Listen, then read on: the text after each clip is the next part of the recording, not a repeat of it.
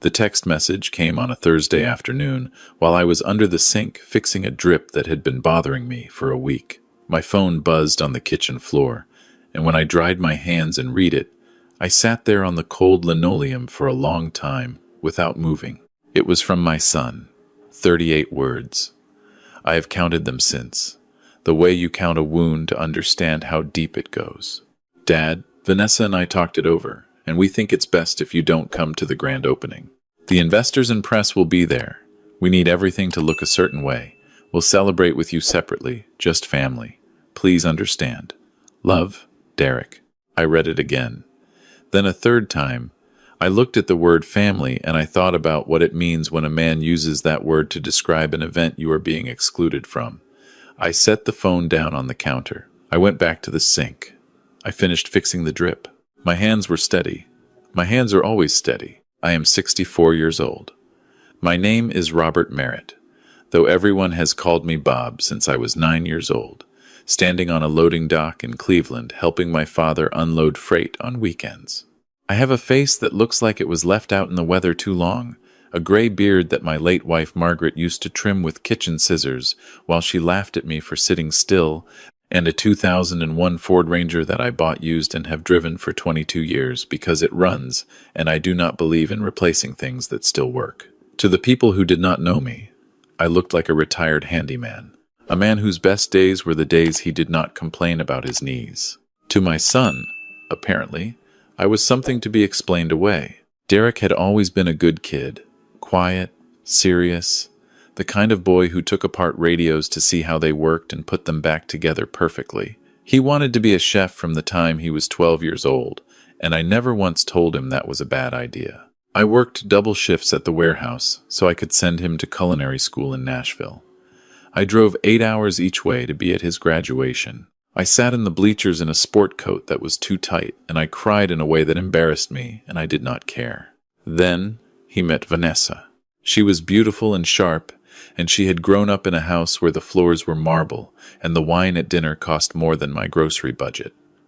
She was not a bad person, I told myself, for the first 2 years. She was just from a different world, and she looked at mine the way a person looks at something stuck to the bottom of their shoe. The comments started small. A raised eyebrow when I showed up to Sunday dinner in my work clothes because I had been fixing a fence post all morning. A tight smile when I told a story about the old neighborhood. A whispered conversation with Derek in the kitchen that stopped when I walked in. Then one Christmas, she asked me, very politely, if I would mind parking my truck around the side of the house because her parents were coming, and the street out front was already a little crowded. I parked it around the side. I did not say a word.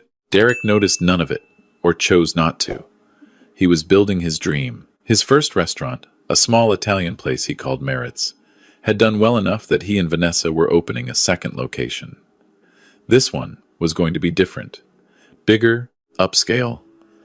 The kind of place with a custom wine cellar and a tasting menu that changed every week.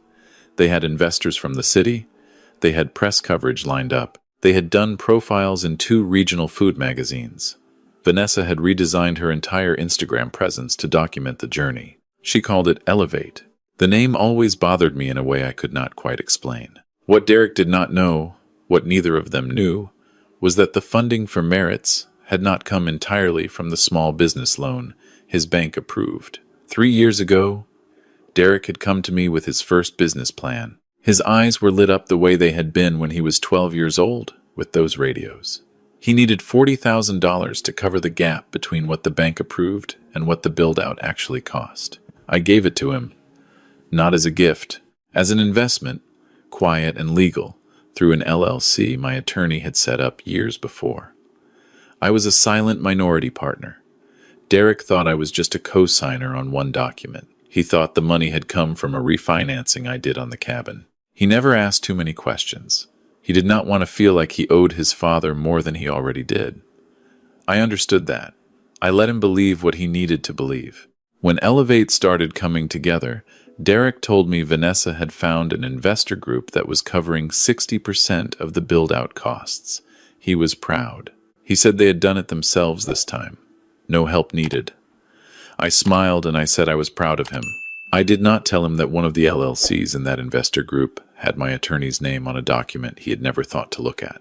I also did not tell him that the commercial building on Fletcher Street where Elevate was going in had been purchased by a holding company I owned in 2019 after the previous owner contacted me through a mutual friend, and I paid cash for the note. I leased it to the restaurant group at market rate through a third-party management firm. I am a quiet man. I built things quietly my whole life. 2 days after that text message, I drove past the building on Fletcher Street. The renovation was stunning. Warm amber lighting behind floor-to-ceiling glass. A hand-lettered sign above the door. Valets in black uniforms, setting up a rope line for the Friday night opening. I sat in my truck across the street and watched workers carry in flower arrangements that were taller than I was. I watched Vanessa standing on the sidewalk in a camel coat directing it all. Her phone pressed to her ear, her laugh carrying across the street. She did not look in my direction. I drove home. I poured a glass of bourbon. I sat in the armchair in the living room where Margaret used to read, and I looked at the photo on the shelf of Derek at age 6, asleep against my shoulder at a baseball game, both of us with mustard on our shirts, completely happy. I looked at that photograph for a long time. Then I called my attorney. His name is Paul, and he has been my attorney since I sold my logistics company 15 years ago for $6.3 million. Nobody outside of Paul and the accountant knew about that sale. Derek thought I had taken a severance and a small pension. I lived the same way I had always lived, because Margaret and I had agreed, years before she got sick, that money was not something you wore on your body. It was something you used to build things. And then you guarded it, and then you passed it on to the people who had earned it. Paul answered on the second ring. "Bob," he said, "how are we feeling?" I told him about the text message. I told him I had been excluded from the grand opening of a restaurant I had helped finance, in a building I owned, because my presence would not look a certain way to the investors. Paul was quiet for a moment. Then he told me something I had not known. He told me that 2 weeks earlier, he had flagged an irregular transfer in the financial accounts tied to the restaurant group. A vendor payment to a company called Lumen Creative Services.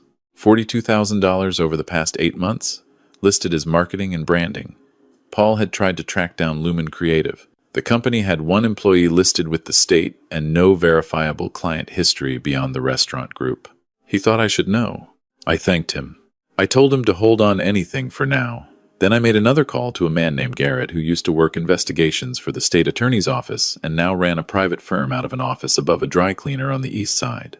I had used him twice before. He was thorough, fast, and he did not editorialize. I told him I needed a full picture, everything. 4 days later, a manila envelope appeared in my mailbox. I opened it at the kitchen table with my reading glasses and a cup of coffee. I read it slowly, the way you read a report on a building you are considering buying. Calmly, carefully, looking for the structural problems. The first pages were standard. Vanessa's background, her education, her employment history before she married Derek. Nothing alarming. She was smart and well-connected and had worked in hospitality management before deciding to go into business with my son.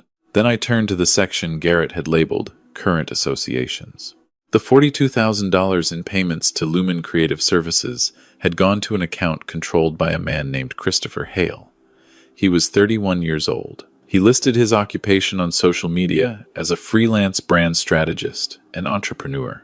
His most recent verifiable income before the Lumen payments was a bartending job he had quit 14 months ago. He lived in a renovated loft apartment downtown. He drove a leased Range Rover.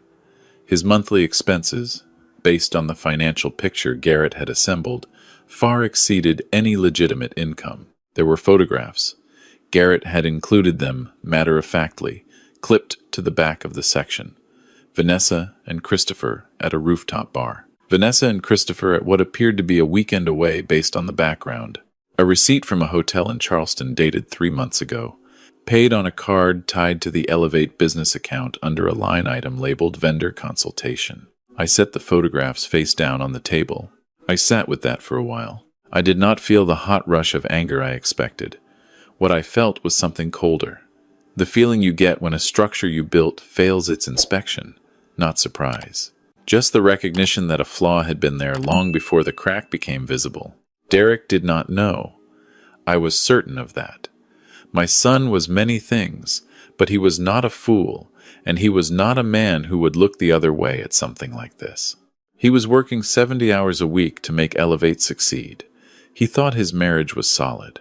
He thought his investment group was clean. He thought everything he had built was his. I looked at the photograph of Vanessa at the opening night setup, the one I had taken from my truck window on my phone. I looked at the hand-lettered sign over the door, Elevate. I thought about that word and what it was supposed to mean and who exactly was being elevated. I called Paul back. I want you to pull my shareholder agreement for the restaurant group, I said. And I need you to look at the lease structure on the Fletcher Street building. Already pulled, Paul said. Your LLC holds a 22% equity stake in the restaurant group under the silent partner clause. And you carry standard landlord remediation rights on the building lease. If a tenant violates the terms, including financial fraud, misuse of funds, or material misrepresentation to co-investors, you have the right to initiate a lease review and freeze the operating account pending investigation. What about the grand opening? I asked. Friday night, 2 days away.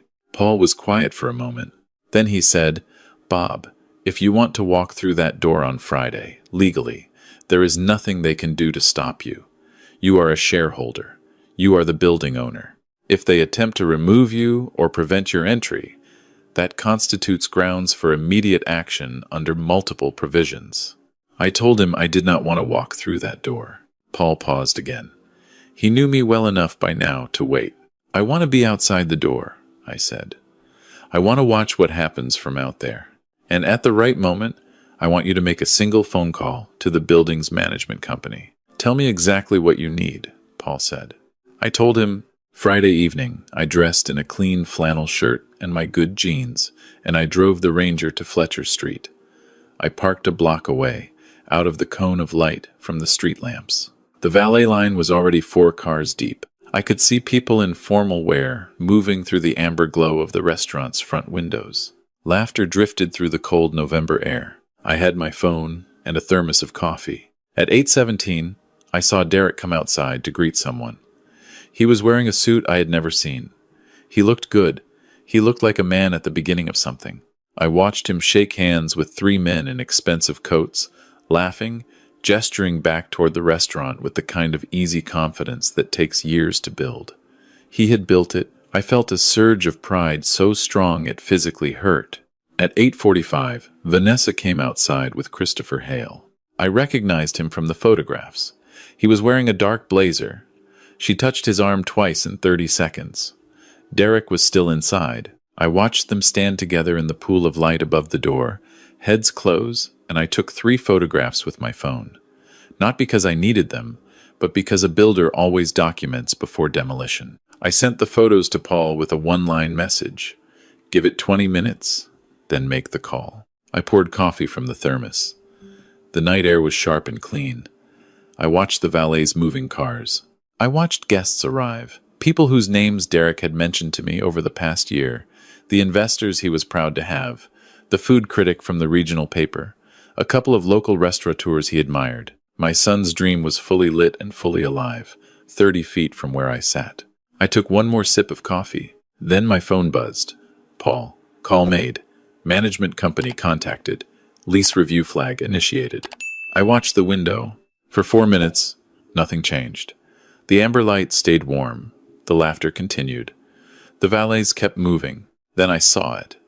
A man in a gray suit, the building's property manager, a man named Arthur who had worked for my management company for 6 years, pushed through the front door. He moved with the particular purposefulness of someone who does not want to be there but has no choice. He went directly to the front of the room. I could see him through the glass, speaking to someone I could not identify. And then the someone was pointing toward the back where I assumed Derek was. Derek appeared from the kitchen. I watched his face through the window as Arthur spoke to him. I watched the expression shift. The confidence drained out of it slowly, the way water drains from a level. He shook his head once. Arthur opened a folder. Derek took the papers. He read them, standing there in the middle of his grand opening in his good suit, and I watched him go completely still. A man goes still like that when the ground disappears. The room noticed. The conversations paused in clusters, rippling outward from Derek the way silence spreads when something is wrong. Vanessa appeared from the side of the room. She reached for Derek's arm. He stepped back from her. Just one step, but I saw it. I got out of the truck. I walked down the block, and I stood on the sidewalk outside the window.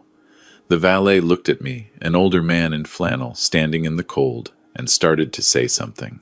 I showed him the document Paul had messengered to me that afternoon, the one with the property management letterhead, confirming my right of access to the building as the owning entity. The valet read it twice and stepped aside.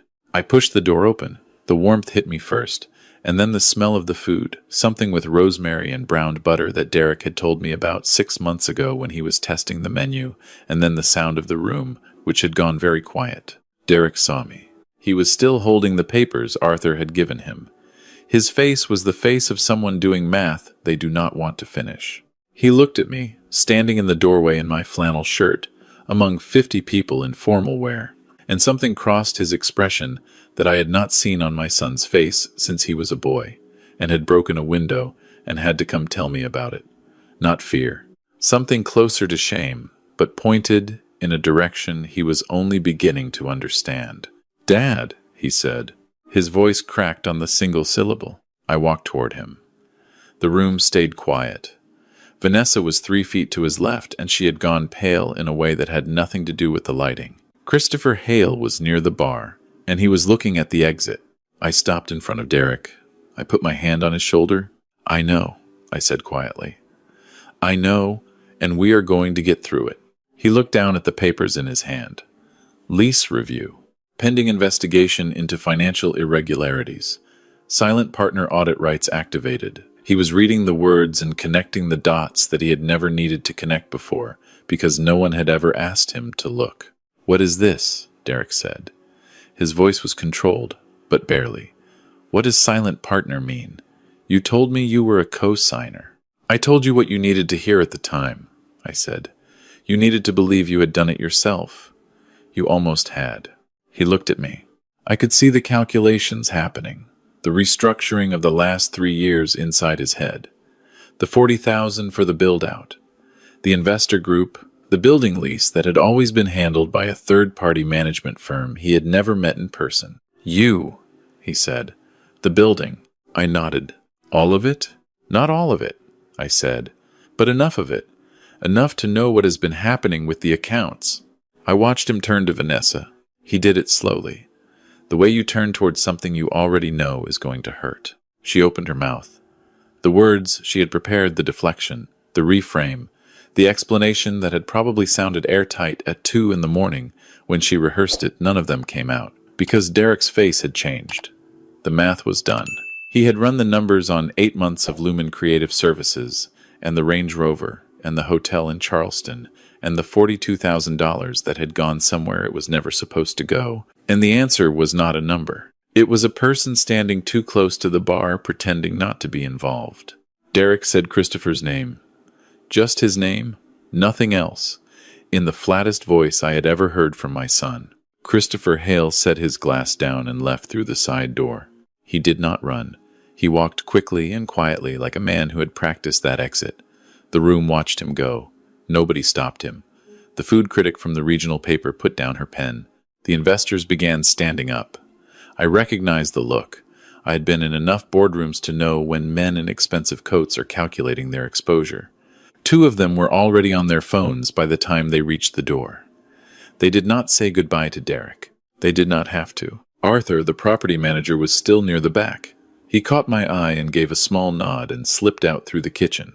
The room emptied with the efficient, unsentimental quickness of people who have decided that whatever was happening here was no longer their event to attend. In 7 minutes, it was down to the staff, Derek, Vanessa, and me. Vanessa turned to me. For a moment I thought she was going to speak to me directly, woman to difficult father-in-law. The way she had always managed our conversations, controlled, slightly elevated, projecting the authority of someone who had always had the upper hand. But whatever she saw in my face was not what she expected from a man in a flannel shirt. She looked, for the first time since I had known her, genuinely uncertain.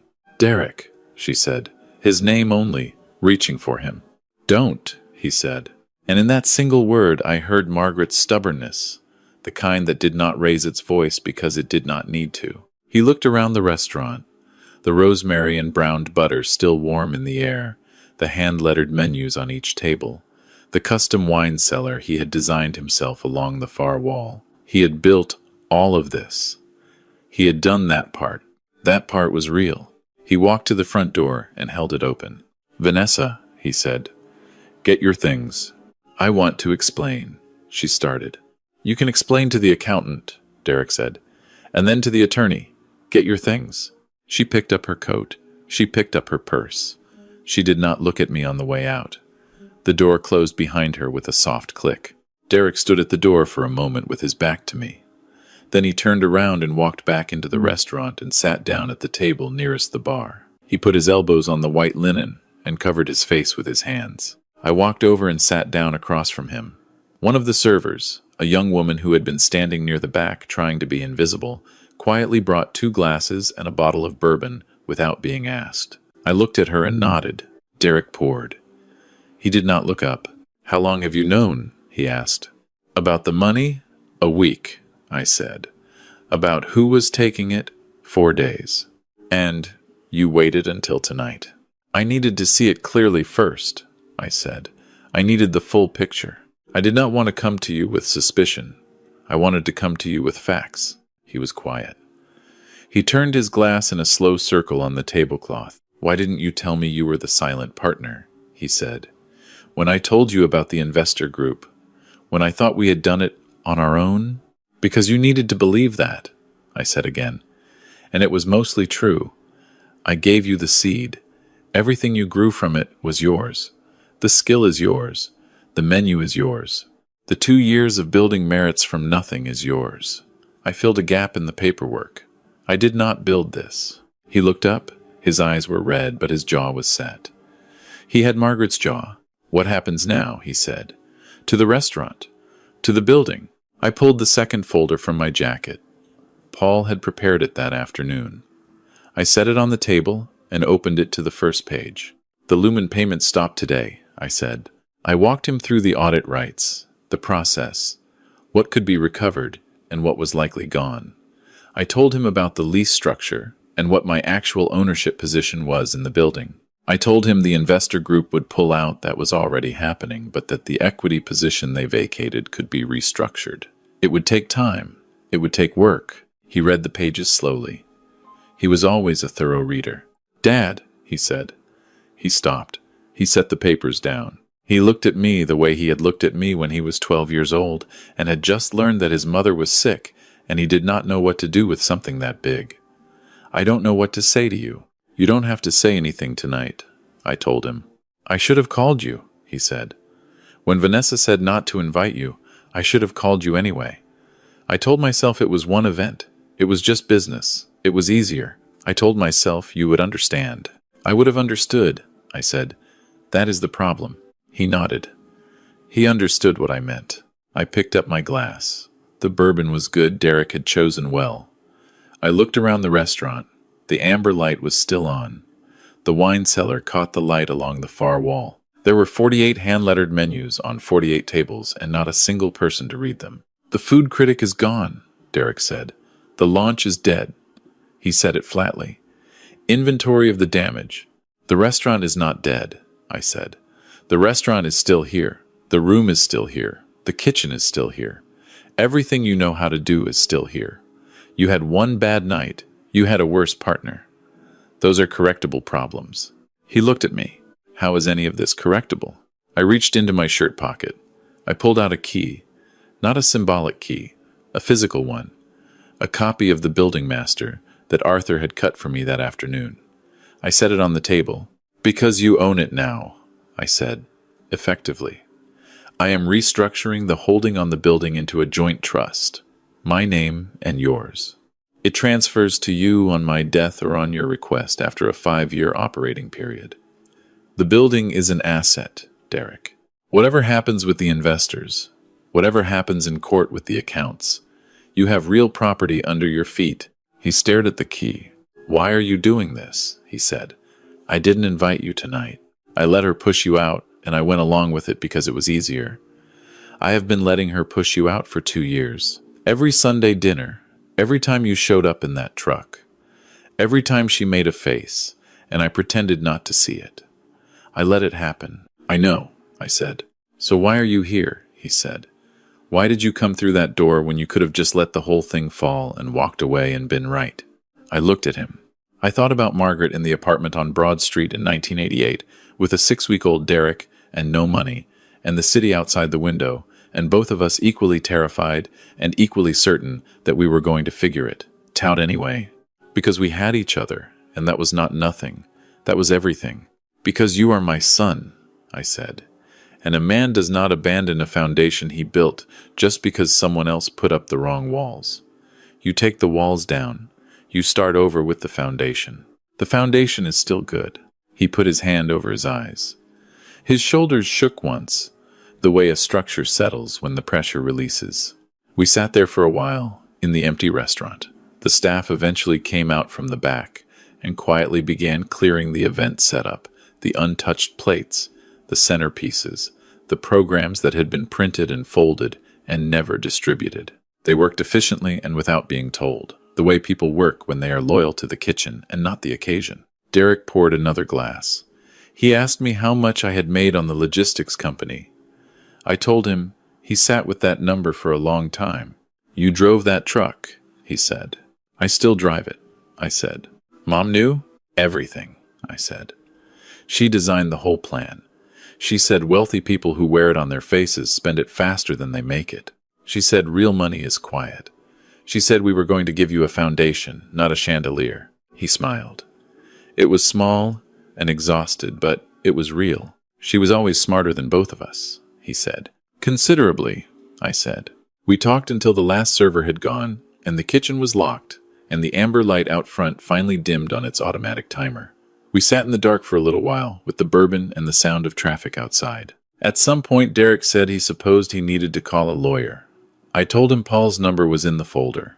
He said he supposed he needed to find somewhere to stay tonight. I told him his old room at the house still had a bed in it, and the heat worked fine. He nodded.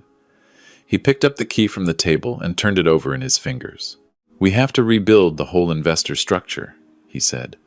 "Reapproach the press.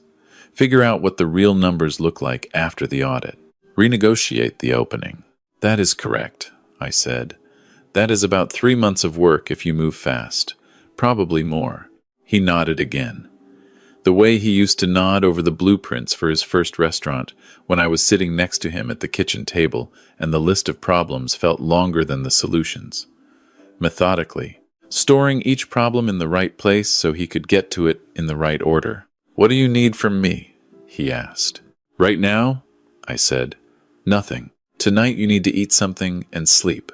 Tomorrow I will come to the restaurant in the morning. You are going to walk me through the full financials, everything you have access to, and we are going to figure out the real shape of this thing. Not the shape Vanessa described to you, the actual shape." "Okay," he said. "And Derek." He looked at me. "I want you to look at the menu," I said. "The tasting menu, the one you designed. I want you to walk me through every dish and tell me why you chose it. Not the business reason, the real reason." He looked at the stack of hand-lettered menus still sitting on the service bar. After a moment, he stood up and walked over and picked one up. He brought it back to the table and sat down and opened it under the low light from the bar. He started from the beginning. He told me about the roasted beet dish and how he had first made it for Margaret in the hospital on one of her better days, bringing the components in separate containers and assembling it on the rolling tray table, and how she had eaten the whole thing and said it was the best thing she had ever tasted, and he had never been sure if she meant it or was being kind. He told me it did not matter. He put it on the menu because either way it meant something. I listened to every word. He talked for nearly an hour, course by course, and by the time we walked out of Elevate into the cold night air, he had the menu tucked under his arm and the key in his jacket pocket and something in his posture that had not been there earlier, a quality I recognized from the man I raised. The quality of someone who knows that the problem is real and the problem is manageable, and they are going to be the one to manage it. I drove him back to the house in the Ranger. He did not make any comments about the truck. The months that followed were not easy months. They were working months.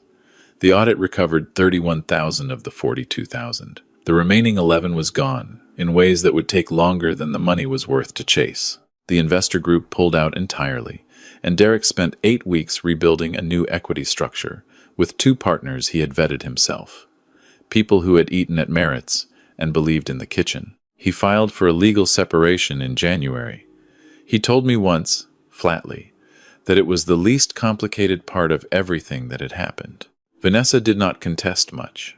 She had her own problems to deal with, none of which were my business. Derek lived in his old room for 6 weeks. He was up before I was every morning.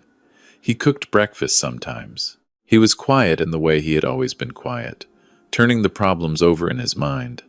But he talked to me at the kitchen table in a way he had not talked to me since before he was married. He told me about the food, which I understood only partially. He told me about the business decisions, which I understood well.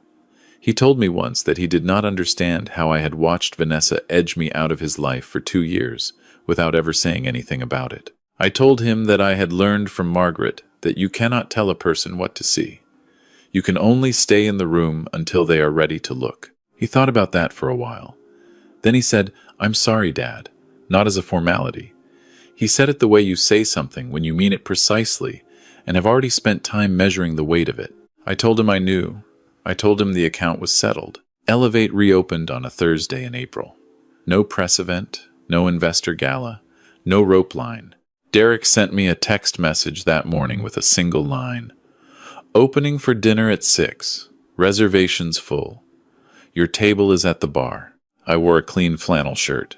I drove the Ranger. He was behind the pass in the kitchen when I came in, calling tickets in the calm, clipped way that meant the kitchen was running well. I sat at the bar, and a server brought me a small glass of something cold that Derek had poured for me himself. The beet dish came out first, assembled carefully on a plate that was understated and right. I ate every bite.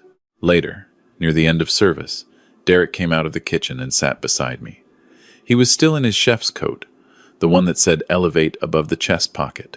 He was tired in the specific way of a man who has done good, hard work, and knows it. "The critic came back," he said. "She was at table 7. "I know," I said. I watched her eat. He looked at me. One corner of his mouth moved. "You're going to tell me you saw that from the parking lot?" "From my truck," I confirmed. "Windows down." He shook his head. He was smiling. From across the restaurant, the server who had brought the bourbon the night of the failed opening passed by and caught Derek's eye and gave him a small thumbs up. He nodded back. I looked around the room. Every table occupied. A low hum of real conversation, the kind that happens when the food is good enough that people forget to perform. The wine cellar along the wall, lit from inside, doing exactly what Derek had designed it to do. I thought about a loading dock in Cleveland when I was 9 years old. I thought about Margaret in a studio apartment with a baby and no money and the absolute certainty that we were going to be fine. I thought about what it means to build something, not to own it, not to display it, but to lay the frame and pour the concrete and step back and let someone else make it into something you never could have imagined. The sign outside said "Elevate." I had never fully understood the name. Sitting there in my flannel shirt with the bourbon and the beet dish and my son beside me in his chef's coat, I thought I was beginning to. Not every building that comes down should stay down. Sometimes the demolition is just the clearing of the ground. Sometimes the most important thing a man can do is stay close enough to hand his son the tools when the foundation is finally ready. I picked up my glass. Derek picked up his. We did not make a toast. We did not need to. The evening went on around us, warm and alive, and neither of us said another word for a long time. Before I tell you whose side you are on, drop a comment below. And if you have ever stayed quiet to protect someone who hadn't earned it yet, hit like. You know exactly what I mean. Subscribe to Frost Vengeance, because every week we bring you stories about the people who build in silence and the moment the world finally looks up and sees what they made.